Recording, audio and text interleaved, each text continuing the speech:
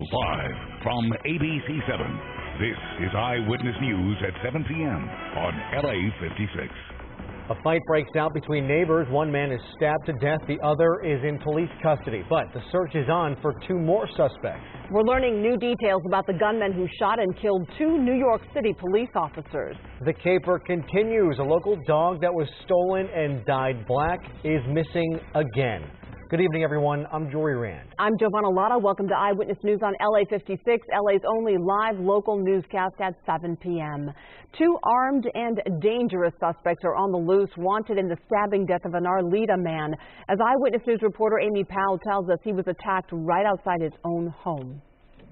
Skid marks can clearly be seen on the street at the intersection of Beachy Avenue and Tonopah. Police say residents heard the screeching of tires around 4 this morning. A 38-year-old man who stepped outside to see what was going on was fatally stabbed when a fight broke out. Definitely the victim did come out. There was an altercation over something, maybe the noise from the street racing, and that turned into a fight. Investigators say the victim was confronted by a man who was driving a car owned by the victim's 22-year-old next-door neighbor. The suspect was armed with a knife. The car owner was sitting in the back seat of his Honda, and there was another male passenger inside the car. According to police, all three men started beating the victim. When another neighbor tried to help the man who was being attacked, at least two of the suspects went after him. That neighbor ran back into his home. The 38-year-old victim was stabbed multiple times and died after being rushed to a hospital. Two of the suspects got away in the car, leaving behind the car owner, who was taken into custody at his home by police. Authorities are trying to figure out a motive. Was it because somebody here is constantly making noise with their cars? Was there another dispute? Was there another underlying issue? Yeah, those are all good questions. Police say the suspects they're searching for are two men in their 20s. Again, one was armed with a knife, the other with a gun. In Arleta, Amy Powell, ABC7 Eyewitness News. Thank you, Amy. Now to that deadly ambush on two police officers in New York. We're learning more about the suspect, including a long criminal record and a history of mental instability. Eyewitness News reporter Melissa McBride has the latest. Let it shine, let it shine. Through song and solidarity, people came together tonight in Brooklyn to remember NYPD officers Rafael Ramos and Wen-Jen Liu. We're all here together to say the men and women of our law enforcement community is a member of our family. The officers were eating lunch in their patrol car Saturday when police say 28-year-old Ishmael Brinsley walked up to the passenger side and shot them in the head. Detectives say Brinsley had a brief conversation with two men on the street just moments before he opened fire. He asked them for their gang affiliation. He asked them to follow him on Instagram, and then he says, "Watch what I'm going to do." After firing 4 deadly shots, Brinsley ran to a nearby subway station where he shot and killed himself. His postings on Instagram appear to point to a revenge motive. He wrote, "I'm putting wings on pigs today. They take one of ours, let's take 2 of theirs," adding R.I.P. Mike Brown and R.I.P. Eric Garner, 2 black men who died at the hands of police. And we're learning more about Brinsley today. Police say they've talked to his family members who say he tried to hang himself last year. His mother goes on to state he had a very troubled childhood and was often violent. Mother expressed fear of him, and she says she hasn't seen him in 1 month. At a news conference tonight, members of Officer Ramos's family and friends gathered to thank the community. I would like to thank all those who have shared their sympathy and support for our beloved family member, Rafael Ramos, who will always be loved and missed by many. Officer Ramos was a married father of 2. His 13-year-old son, Jaden, posted this on Facebook. "He was there for me every day of my life. He was the best father I could ask for. It's horrible that someone gets shot dead just for being a police officer." Meantime, funeral arrangements for both officers are still pending. Reporting in the newsroom, I'm Melissa McBride, ABC7 Eyewitness News. Thank you, Melissa, and stay with Eyewitness News for the latest on the 2 New York police officers who were shot and killed. Coming up at 7:30, a closer look at the gunman and his troubled past. Also today, an officer in Florida was gunned down. The fallen officer has been identified as 45-year-old Charles Condek, a 17-year veteran of the Tarpon Springs Police Department. Before that, he spent 5 years with the NYPD. The man accused of shooting the officer tried to flee the scene but crashed into a pole and another car. He was arrested and apologized to the officer's family. I apologize to the family. That was not my intention. You apologize? Yes.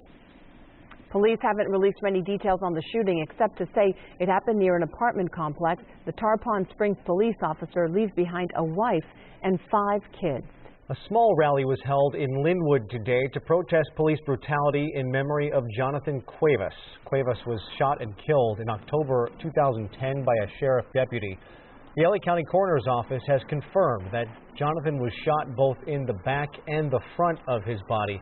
The family won a wrongful death settlement last year. Today, friends, family, even complete strangers showed their support, holding signs and demanding change.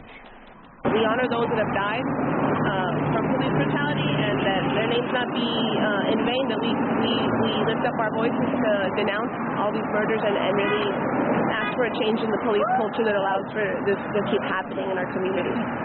Cuevas' family has always called for the firing of that deputy sheriff who shot him, Julio Jove, but Jove has instead been promoted to the position of detective. A man is recovering after being shot several times on West Monterey Avenue in Pomona near Hamilton Park. There is little information on the shooting at this time. We do know it happened just before 4 o'clock this morning. Authorities say LA County firefighters took 24-year-old Alex Noriega to an awaiting helicopter where he was airlifted to a hospital in critical but stable condition. If you have any information on this shooting, you are asked to call Pomona Police. An investigation is underway after a man is shot on the 17,700 block of Van Owen Street in Reseda. Authorities are not sure whether the shooting happened inside or outside the Copper Bucket Bar. Paramedics rushed the victim to a hospital in critical condition. So far, there's no description on the suspect. 4 people killed after being hit by a car while simply walking across the street outside a Redondo Beach church are being remembered today. The victims were honored during Sunday services at St. James Catholic School in Redondo Beach.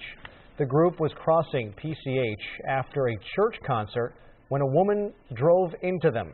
4 people were killed, including a 6-year-old boy. 56-year-old Margot Bronstein has pleaded not guilty to charges of DUI and vehicular manslaughter. A 3-year-old girl abandoned at the Grove has now been reunited with her father. Police say a female family member dropped off the girl with a car seat at the shopping center around 6 o'clock last night and never returned. Parking attendants at the valet saw the girl and called police. She was able to tell officers her first name, Audrey, but not her last name or her address. Another family member saw the story on the news and told the father to come forward. I don't exactly know how the misunderstanding occurred. I know they didn't connect, they didn't talk by cell phone or anything like that. It would have been kind of the expected way to facilitate that kind of exchange. Another family member saw the story, again, as we told you, notified the father to come forward. He was interviewed by police and the Department of Children and Family Services. So far, no charges have been filed against the father or the female family member. It's the caper of the mysteriously died dog, and it continues. She is now missing again. Coco was just recently reunited with her family, but last night she escaped from the backyard of her home in San Jacinto. Her owner says she searched all last night and again this morning, but Coco still hasn't been found. You may recall Coco was stolen over Thanksgiving. Whoever stole Coco disguised her by dyeing her black. She was only ID'd through her microchip. And we check on the weather now. Danny Romero is standing by. He's got a first check of your forecast, and it's a nice one, isn't it? Yes, very nice. Certainly warm conditions, but also the winds are kicking up, Giovanna and Jory. So let me show you how they're going right now. We have these wind advisories, these kind of lighter colored areas, base color wind advisory until 10 p.m. tonight. Here for Ventura County coastal spots, down around the LA County coastal spots. Winds 25, 35 mile per hour, sustained winds, some gusts stronger till 10 p.m. tonight. But the one to really watch for up here in the mountain areas, there's Ventura County mountains till 9 a.m. tomorrow morning, the LA County mountains until tomorrow morning, 9 a.m. A high wind warning. These are much stronger, more dangerous winds. These go in that 35 to 45 mile per hour sustained category with the occasional gusts that could get up to 75 miles per hour in some of these mountain passes. So watch for that through tonight into tomorrow. Also watch for some warming temps I'll tell you about that with a 7-day forecast in just a bit. Jory, Giovanna, go ahead. Okay, Danny, we'll see you then. A lightning strike sends 7 people to the hospital after a football game in Florida. It happened around 4:15 this afternoon outside Raymond James Stadium in Tampa Bay as the crowd was clearing out of the Buccaneers game against the Green Bay Packers. First responders say no one was directly hit by the lightning, but the sudden strike kicked up rocks and knocked several people to the ground. Witnesses say they rushed over to help. They were all on the ground and people put raincoats and jackets over them so they didn't go into shock. Lightning also struck the top of a car, shattering the roof. Thankfully, none of the injuries appear to be serious.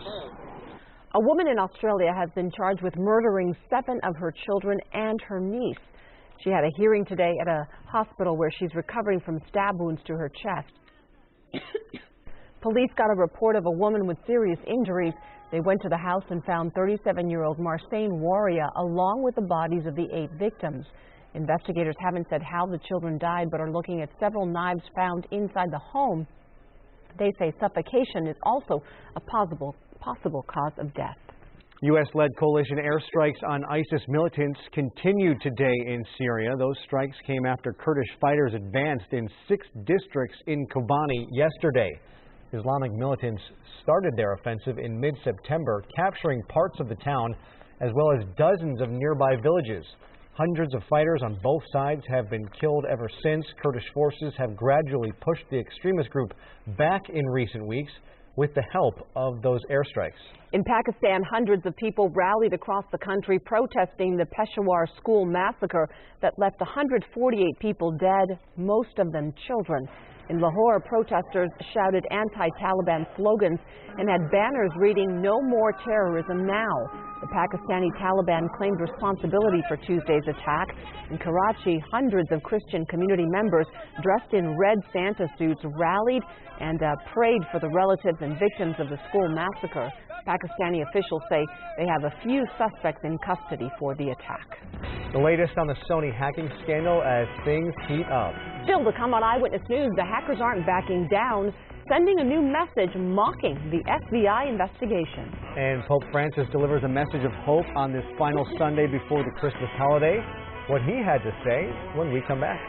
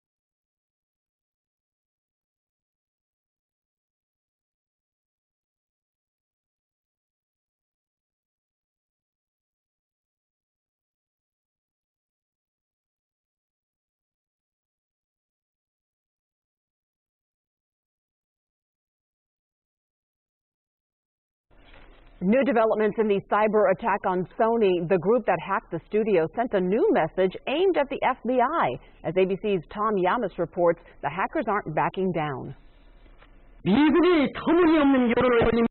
Tonight, North Korea firing back after the U.S. publicly accused the secretive nation of coordinating the cyber attack that crippled movie giant Sony. A spokesman on state-run TV claiming President Obama himself orchestrated the attack and threatening repercussions targeting the White House, the Pentagon, and all of mainland USA if the U.S. does not agree to a joint investigation with the North Koreans. This as President Obama downplayed the cyber attack. I think it was an act of cyber vandalism that was very costly, very expensive. And now the U.S. reaching out to China for help reining in the North Koreans. Meanwhile, Sony's hackers apparently undaunted. According to The Hollywood Reporter, they released another message this weekend.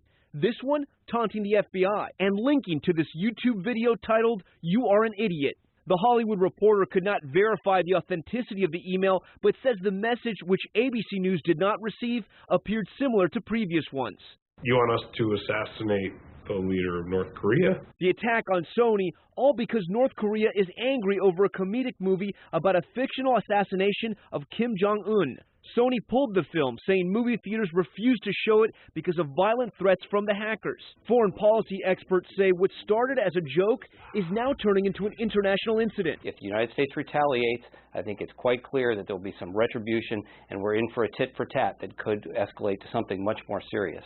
Sony says back in June, North Korea made it clear to them they were not happy about this film, but Sony reached out to experts and even the U.S. government, and no one raised a red flag. We're also learning that Sony has insurance that may possibly protect them from some of the financial losses of this cyber attack. Tom Yamas, ABC News, New York. In California, the general public won't be able to take their hands off the wheel anytime soon as the DMV misses a deadline to establish new rules for self-driving vehicles. Back in 2012, the department gave themselves until January 1st of next year to create new regulations for self-driving cars, but they have run into several roadblocks regarding safety. The DMV is planning on holding a workshop in the new year to come up with safety standards before writing new rules that would allow the public to buy those cars with no drivers.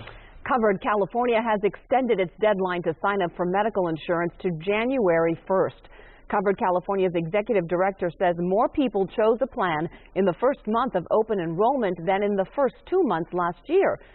That's about 144,000 residents. The exchange is on pace to beat its goal of enrolling 1.7 million people for health coverage next year.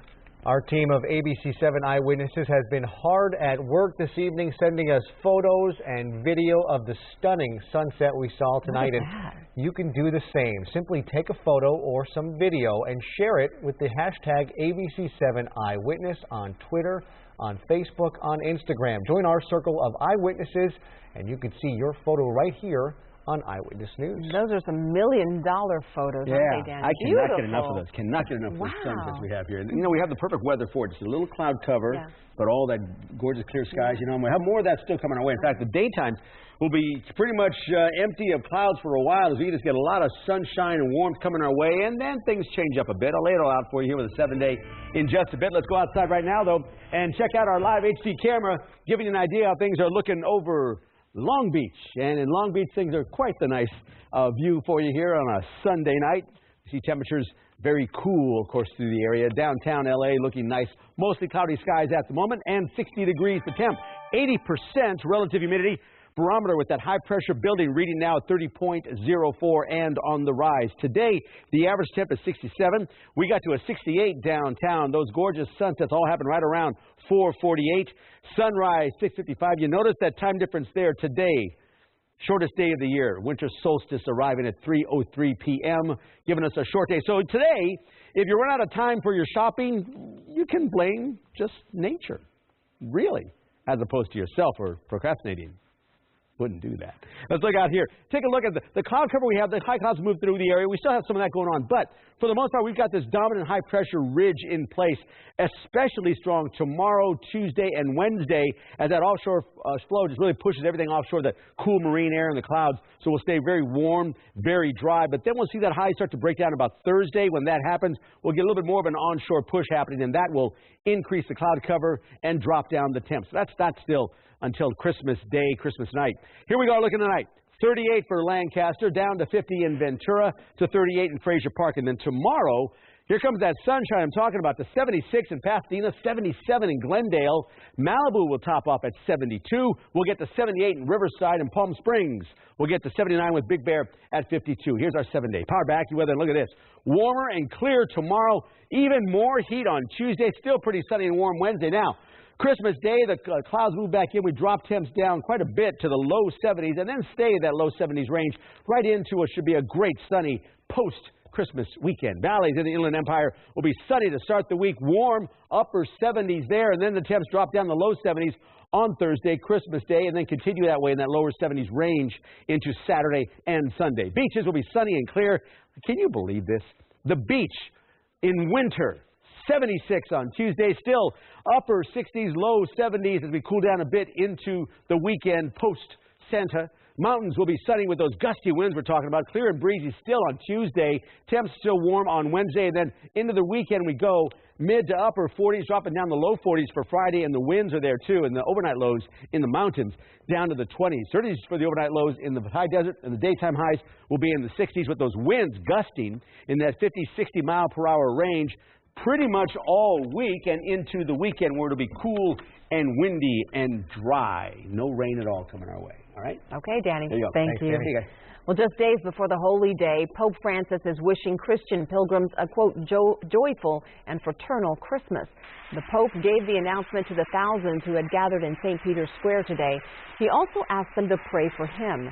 Thousands were there to listen to the Pope's message on the fourth Sunday of Advent, where believers light the candle of love. Today is the last Sunday before Christmas.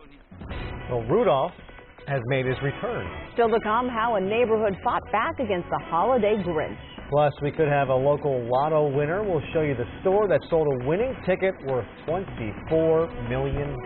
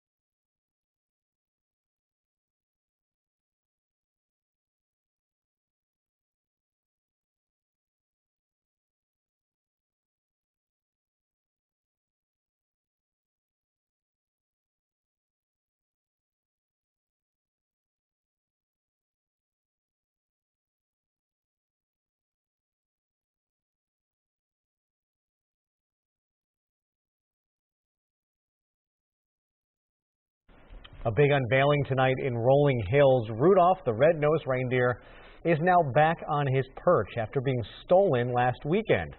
The giant holiday cutout has been a fixture in the community for 50 years, but residents didn't let the mystery Grinch ruin their holiday spirit. They rebuilt the iconic decoration and revealed it earlier tonight. Our whole neighborhood got together, the whole community, and my husband, and built a brand new Rudolph. And one of our other neighbors, Aaron Kono, he painted him and brought him back to life. Corey Taylor says the stolen Rudolph has been up for 6 years, but was already showing signs of aging. They were planning on making a new one already, but didn't think it would be ready until next year. Nevertheless, they still hope the old Rudolph will show up once again. And it's being called one of the largest locally man-made menorahs. Check out this big guy. The massive menorah was unveiled tonight in Belmont Shore. The shamus is basically a torch. At 12 feet high and a width of 8 feet across, this isn't your average menorah. It was all part of the Shul by the Shore's second annual public menorah candle lighting. Tonight is the 6th night of Hanukkah. Someone in SoCal has 24 million reasons to celebrate this weekend and a little more money to shop for gifts. Last night's winning Super Lotto ticket was sold right here in Arcadia. The California Lottery website says the winning jackpot ticket matching all 5 numbers and the mega number was sold at the Golden Donut Place at 104 East Foothill Boulevard. That winning jackpot was worth a whopping $24 million. Another winning ticket sold there matched 5 numbers, but not the mega number. That's worth almost $11,000. The winning numbers were 5, 7, 21, 31, 33, and the mega number 12. We are updating our top stories at 7:30, including the latest on those 2 New York police officers who were gunned down yesterday. This as we're learning more about the gunman's troubled past.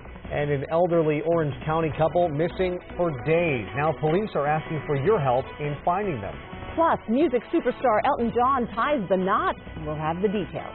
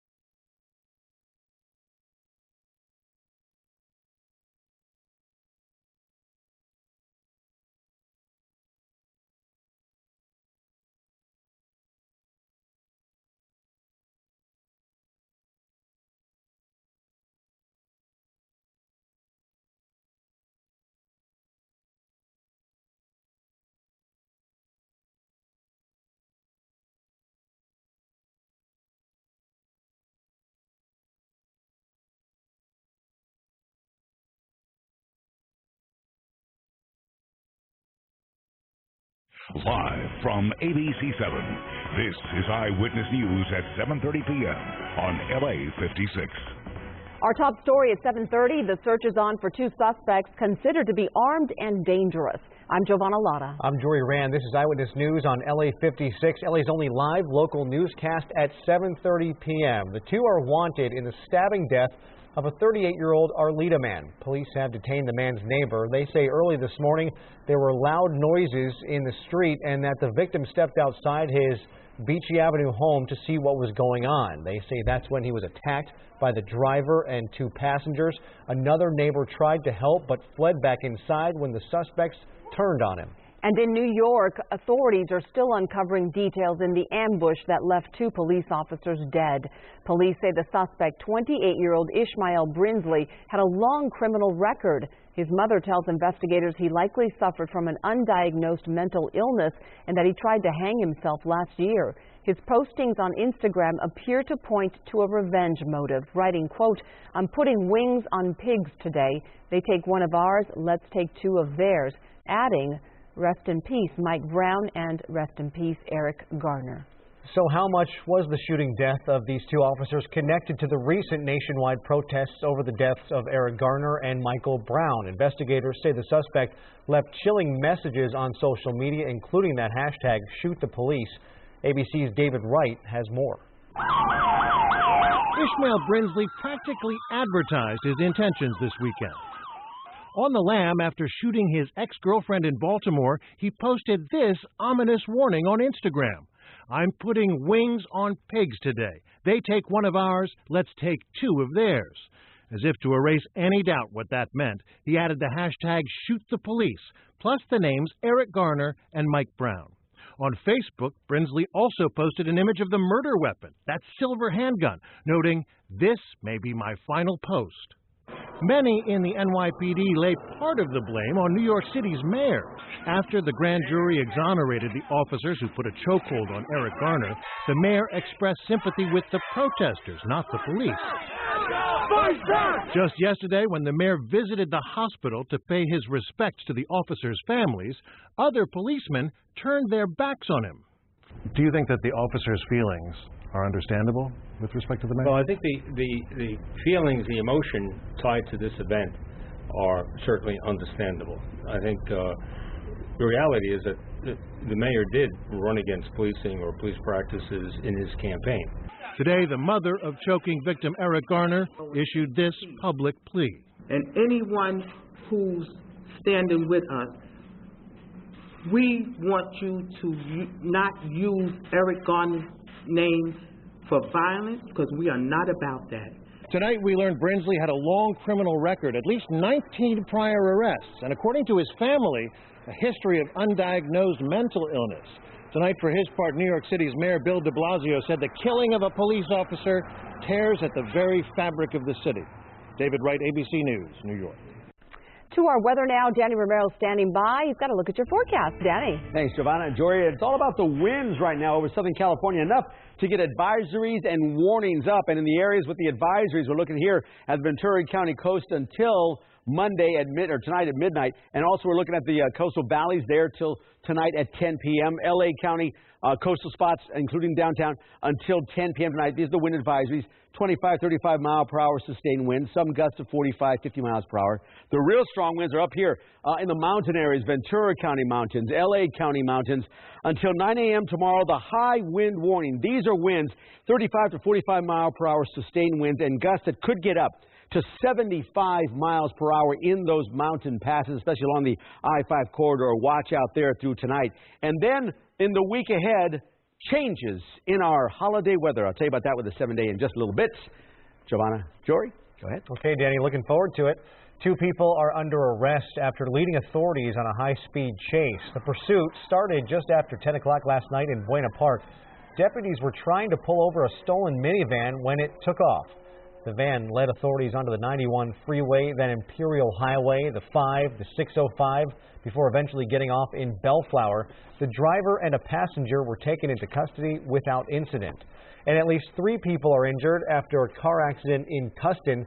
Police were called to the scene just after 12:30 this morning. The victims were taken to the hospital. We don't yet know their conditions. The cause of the crash still under investigation. We now know it was an electrical box that caused a stubborn fire at a Westwood apartment building last night. One woman suffering from smoke inhalation was sent to a hospital in fair condition. The fire broke out at the Wilshire Manor Apartments on Wilshire near Manning Avenue, causing $150,000 in damage. 130 firefighters battled the blaze and got it under control in an hour. Only a handful of residents were evacuated. And in Venice Beach, a tractor caught fire north of the pier just before 7 o'clock this morning. It took crews about an hour to put out the flames. No word yet on what caused the tractor to catch fire. So far, no injuries have been reported. An elderly Laguna Woods couple is still missing tonight. Carl Tarantino and his wife Teresa disappeared just after 8 o'clock Friday morning. We're told 83-year-old Carl is about 5 feet 4 inches tall, 140 pounds, and possibly wearing a green checkered shirt and a green sweater. We don't yet have a description of his wife, but she is in the photograph there. Both members of the couple have cognitive problems. It is believed the couple drove off in a dark-colored 1998 Honda Accord with the license plate number 5GMB136. Anyone with information on their whereabouts is urged to call the Orange County Sheriff's Department at 714-647-7000. Funeral services were held today for Rabbi Harold M. Schulweiss. The services were held at Valley Beth Shalom in Encino, where Schulweiss was a fixture since 1970. He was credited with transforming its operation into a socially and spiritually active community. He died Thursday at the age of 89 after an extended battle with heart disease. Boxing legend Muhammad Ali is battling a mild case of pneumonia. The 72-year-old is hospitalized in Kentucky in stable condition.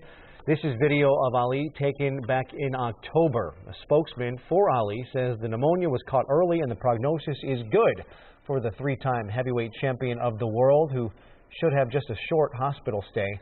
Ali has also been fighting Parkinson's disease for decades. Legendary entertainer Sir Elton John got married to his longtime partner David Furnish today in London. The ceremony took place exactly 9 years after they entered into a civil partnership. Earlier this year, England changed its law to allow same-sex marriage. John posted a photo to Instagram showing the couple getting ready to sign their papers with the caption, "That's the legal bit done. Now on to the ceremony." And the big party to follow. Coming up next, the results of your generosity were on display in Southern California today. We'll take you to a very special event in Orange County that puts smiles on a whole lot of kids' faces. Plus, a number of Harley riders got their motors revving today to help make sure some special children have a very Merry Christmas. The details next.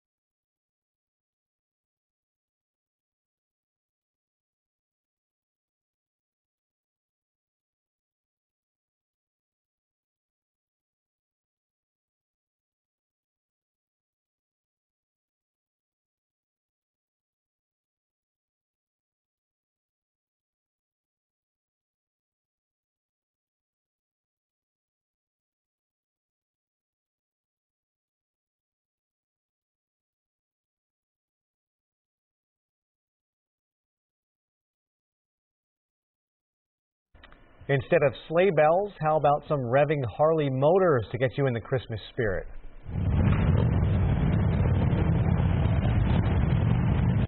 Hundreds of bikers from the Orange Coast Harley Owners Group turned into Santa's elves for the day, delivering toys to sick kids at Children's Hospital of Orange County. The ride is in its 20th year, and it's something the kids look forward to every Christmas.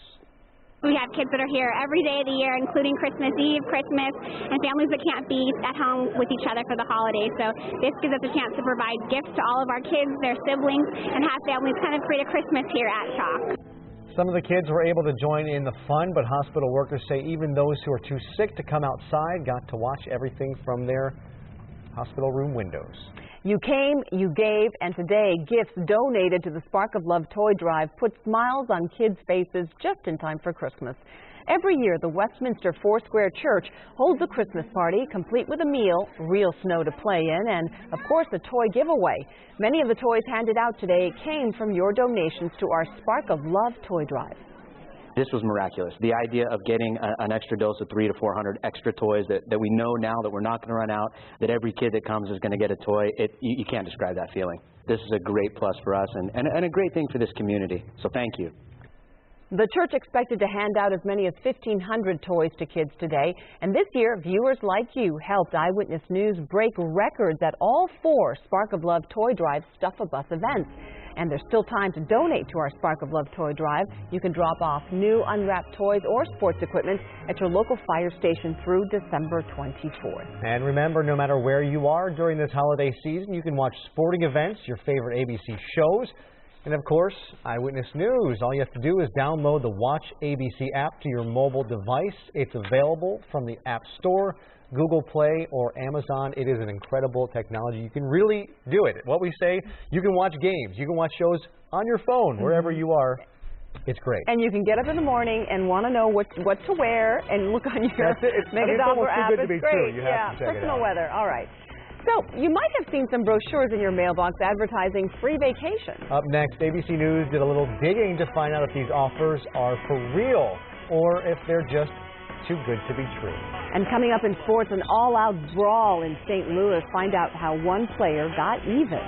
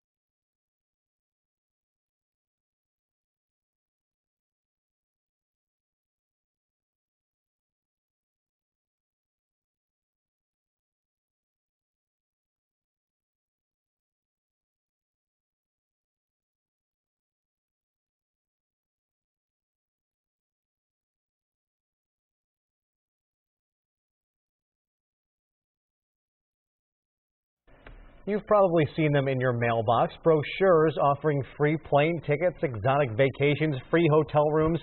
So ABC's Rebecca Jarvis did a little digging to find out if these deals are just too good to be true. When 2 free airline tickets anywhere in the country plus 2 nights at a hotel show up in the mailbox, it may seem like holiday cheer. The retail value of this award is up to $1,398.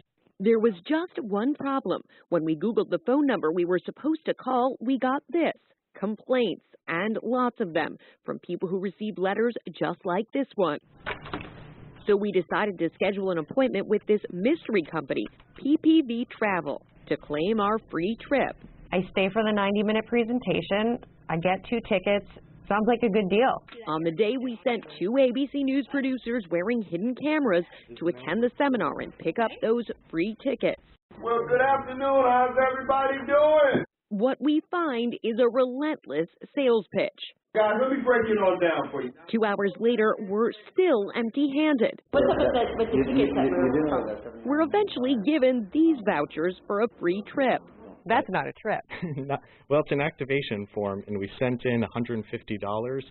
But after sending in that so-called activation fee, a request for more money.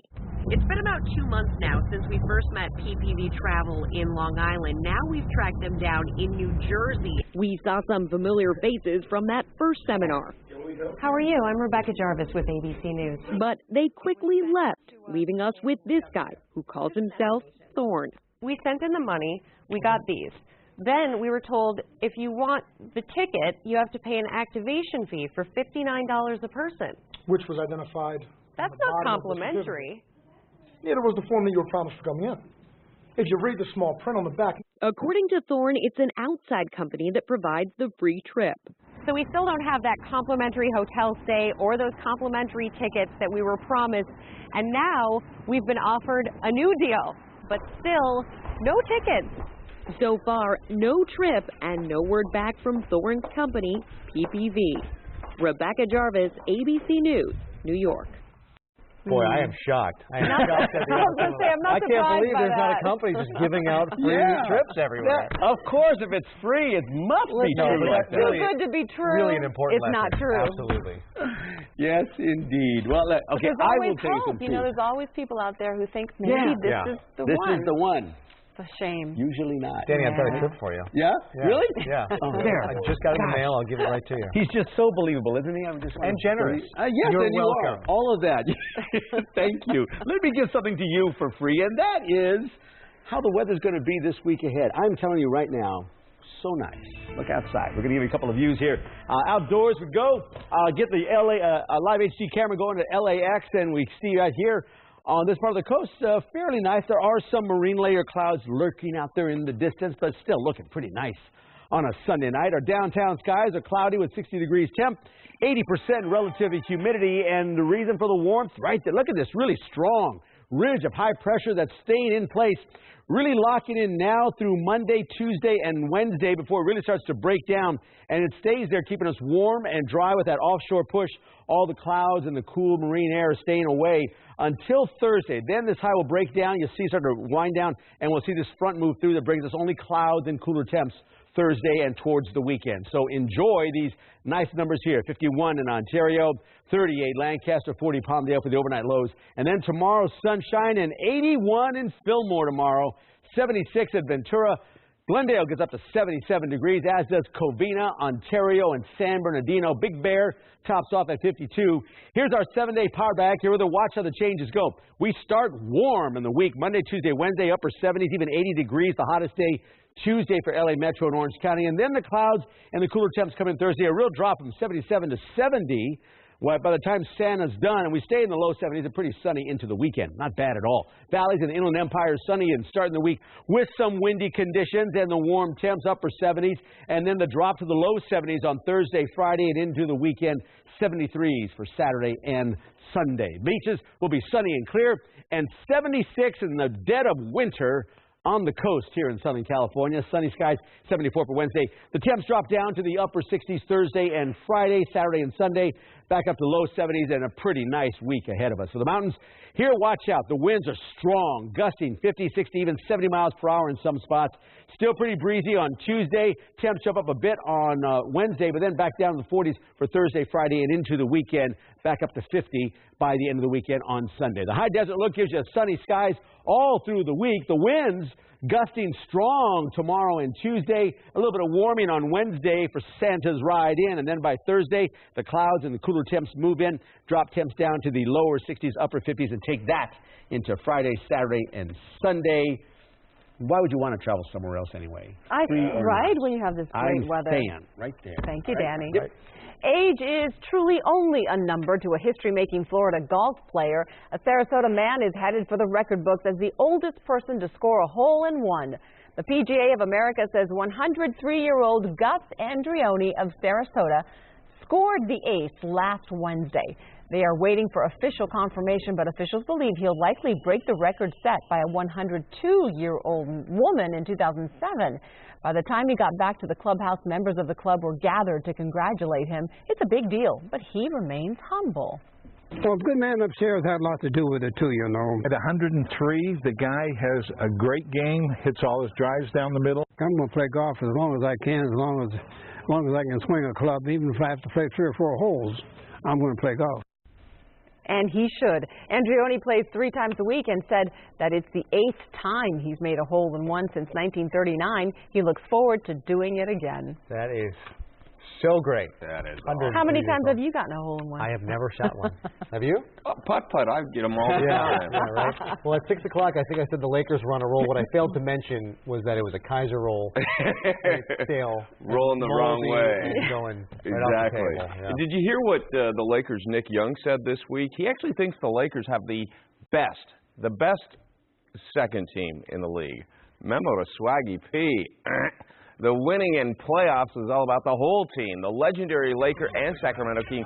Vlade Divac's in attendance for this one, a matinee up in Sacramento. 2 nights ago, Kobe missed a shot at the buzzer to beat the Thunder. Look at that buzzer beater to beat the shot clock. The Mamba with 25. Later in the fourth, speaking of Swaggy Pete, look at where he shoots this one from. And he gets fouled, the 4-point play. Oh, you got to love Nick Young's enthusiasm, though. But in the final moments today, the Lakers imploded. First, Rudy Gay dropping one from near Mammoth. And then DeMarcus Cousins, who Shaq's been working with, he had 29. Dunking on Jordan Hill for the exclamation points, so the Lakers have now lost 3 straight. Today, with former Cowboy Emmitt Smith looking on, the Cowboys put a serious tush-whooping on the playoff-bound Colts. Dallas capped an 8.5-minute opening drive when Tony Romo finds Terrence Williams, and they were off and running. How do you sum up the Colts day? This is it. They faked the punt, and it is a beauty until Dewey McDonald, yikes. The Cowboys eventually led 28-0 at the half. Second half, no miracle for the Colts because that Jason Witten from Tony Romo, and that was the connection that helps them get to the playoffs as they win the NFC East for the first time in 5 seasons. Speaking of the NFL, Pittsburgh clinched at least a wild card with a win over the Chiefs. Green Bay won, they're in. Atlanta and Carolina will play for the NFC South title next weekend after the Falcons eliminated the Saints, and the winner of that game goes into the playoff with a losing record. Did you see this in St. Louis? It got chippy and ugly. The Rams put a pair of late hits on the Giants' sensational rookie Odell Beckham. The latter sparked an all-out brawl. A total of 3 players ejected. All will likely be hit in the wallet this week by the commissioner's office. Beckham stayed in the game, and the dude is simply not of this planet. Case in point, here's how you get the last laugh. You get behind everyone for his 11th touchdown of the season, which is a franchise record for the New York Giants as they go on to win it by 10. I wonder if any of those players are going to be suspended for the playoffs. No, they will not. No, they will not. They can those are watch the playoffs bad at home. Teams. Just go off and fight and leave us alone. Thanks, Kurt. Coming up next on Eyewitness News on LA56, the latest Hobbit film takes a major claim at the box office. Still to come, we'll look at just how popular the Battle of the 5 Armies is proving to be with moviegoers.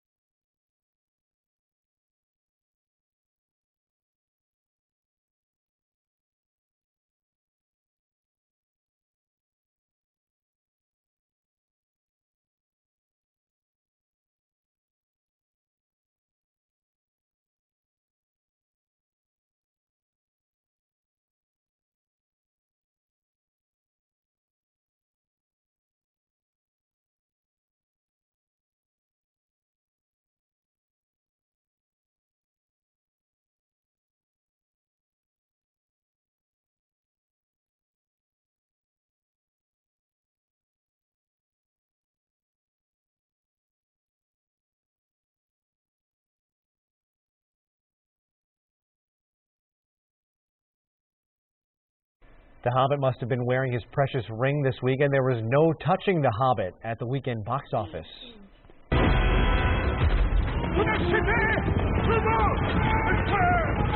Danny has it. How do you say it? Peter Jackson's The Hobbit, The Battle of the Five Armies, took the top spot, debuting at $56.2 million.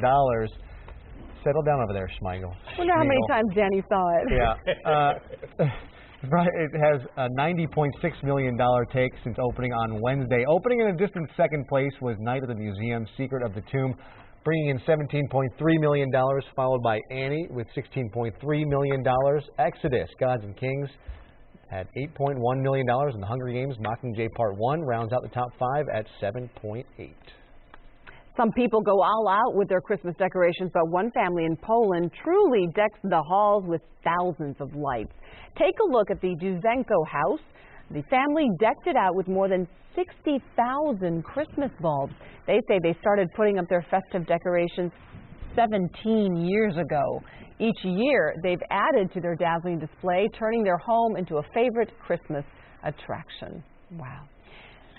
So they've been doing it nonstop for 17 years. They don't take them down? That's not clear. They started 17 years ago and they just keep adding. Here's another yes. finished They yesterday. probably don't turn the lights on. Just in time. Yeah. Yeah, well, thank you for joining us for Eyewitness News at 7 here on LA56.